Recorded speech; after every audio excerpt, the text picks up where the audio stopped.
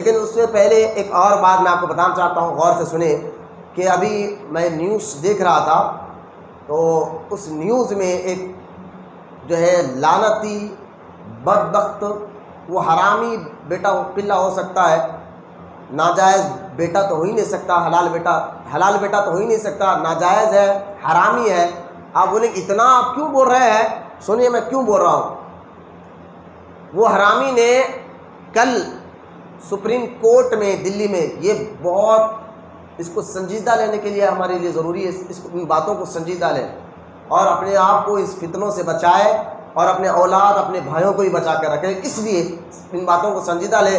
مسلمان تو وہی ہوتا ہے کہ جو اللہ رسول پر کوئی انگلی اٹھائے تو اس کا دل کانپنا چاہیے، اس کا دل کانپنا چاہیے۔ نہیں بھائی انہوں بول لے رہا اپنا زندگی کر لو، تو یہ مسلمان والی زندگی نہیں ہے۔ پھر اب دیکھیں سپریم کورٹ میں کل جو ہے ایک درخواست کو ایک بدبخت، اس کا نام جو شیعہ ہے، رافضی ہے، نام اس کا وسیم رضوی ہے، اس نے سپریم کورٹ میں کل ایک درخواست داخل کی اور کہا کہ معاذ اللہ ثم معاذ اللہ قرآن پاک میں سے 30 آیتیں نکالو۔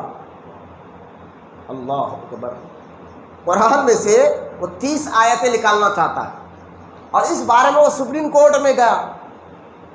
اب دکھنے میں تو غیروں کی نظر میں مسلمان نظر آ رہا ہے نا وسیم، اب سپریم کورٹ میں جا کر درخواست داخل کر رہا ہے کہ 30 آیتیں نکالی جائے، معاذ اللہ ثم معاذ اللہ۔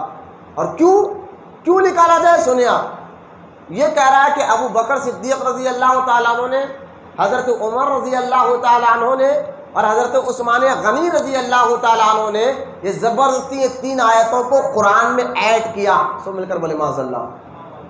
جبکہ قرآن میں، بیٹا سیدھا بیٹھو تکلیف نہیں، جبکہ قرآن میں اللہ تعالیٰ خود فرماتا ہے یہ قرآن کی ذمہ داری ہماری ہے، حفاظت کی ذمہ داری کس کی ہے؟ اللہ کی ہے۔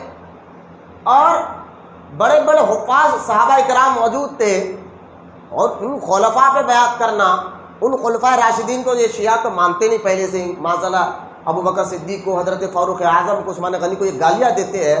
میں ان سے چھوڑیے، ان سے کوئی مطلب ہمیں نہیں ہے، لیکن آج میں آپ کو یہ بتانا چاہتا ہوں، آج جو دور چل رہا ہے، درگاہوں میں اپنے آپ کو سجادہ بولنے والے، متولی بولنے والے اور غوث اعظم کا بیٹا بولنے والے، میں کہتا ہوں اب بھی شرم کرو آپ۔ یہ انٹرنیٹ پہ ریکارڈ ہو رہا ہے، میں جان بوجھ کر کہہ رہا ہوں، اب بھی کہہ رہا ہوں شرم کرو آپ۔ اب اپنے آپ کو سنی بولتے تھے اور یہ چلا کر کہہ رہے تھے نا کہ علی سب سے افضل ہے، علی سب سے افضل ہے، ابو بکر سے افضل، عمر سے افضل۔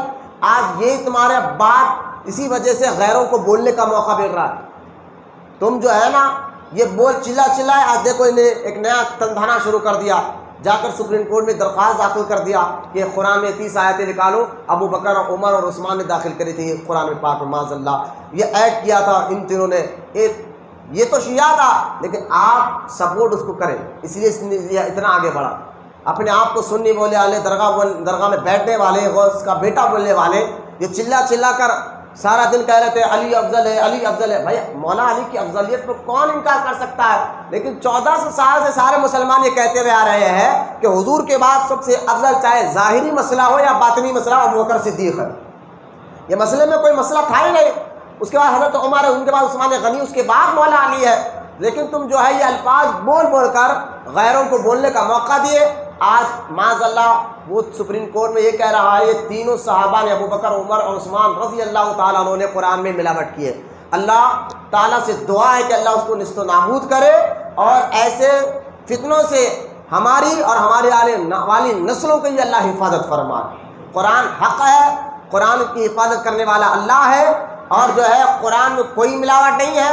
وہ توریت تھی، وہ زبور تھی، وہ انجیل تھی جس میں ملاوٹ کر دی گئی، جس کے اندر ملاوٹ کر دی گئی، لیکن یہ قرآن پاک ہے، رسول پاک صلی اللہ تعالیٰ علیہ وسلم پر نازل کردہ ہے، اور اللہ تعالیٰ نے قرآن میں واضح طور پر یہ بات فرما دی کہ محبوب اس قرآن کی حفاظت ہم کریں گے۔ جب اللہ اس کی حفاظت کرے گا تو اس میں ملاوٹ کیسے ہو سکتی ہے؟ آپ مجھے بتائیے، اگر ملاوٹ ہوگی تو کس پر الزام جائے گا؟ حفاظت کرنے والا تو اللہ ہے نا۔ تو لہٰذا اللہ ایسے شیعوں کے فتنوں سے بھی ہماری حفاظت فرمائے اور جو سنی بن کر شیعوں جیسی بات کر رہے ہیں، اللہ ایسے لوگوں سے بھی ہماری حفاظت فرمائے۔ میں حق کہہ رہا ہوں، کچھ جھگڑے کی بات نہیں کر رہا ہوں۔ آپ دیکھیں فیس بک پر بھی، اور وہ نیوز بہت زیادہ کل رات سے آج صبح سے بہت زیادہ نیوز وائرل ہو رہی ہے اس کی، کہ جس معاذ اللہ رونٹے کھڑے ہو گئے جب میں نے یہ نیوز دیکھا کہ یار کیا دور دیکھنا پڑ رہا ہے ہمیں، کہ قرآن کی آیت ہے اور اپنے آپ کو دکھنے کا مسلمان ہے تو کافر وہ، لیکن دکھنے کا مسلمان نام لے کر سپریم کورٹ میں داخل کرا کہ قرآن میں سے 30 آیتیں نکالو۔ معاذ اللہ ثم معاذ اللہ، اللہ ہم تمام کو ایسے فتنوں سے ہماری حفاظت فرمائے۔ آپ ہوشیار رہے، الرٹ رہے، اور ایسے شیعوں کو سپورٹ کرنے والے، اپنے آپ کو پیر بابا کہنے والوں کی صحبت سے بھی آپ بچیں، جو آپ ہوتے تو اپنے آپ کو سنی کہتے ہیں لیکن ساری باتیں شیعوں جیسی کرتے ہیں، ہوتے تو اپنے آپ کو کہتے ہیں ہم غوث اعظم کے بیٹے ہیں لیکن ساری باتیں بدعقیدہ رافضیوں جیسی کرتے ہیں۔ اللہ تعالیٰ ایسے لوگوں سے بھی ہماری حفاظت فرمائے۔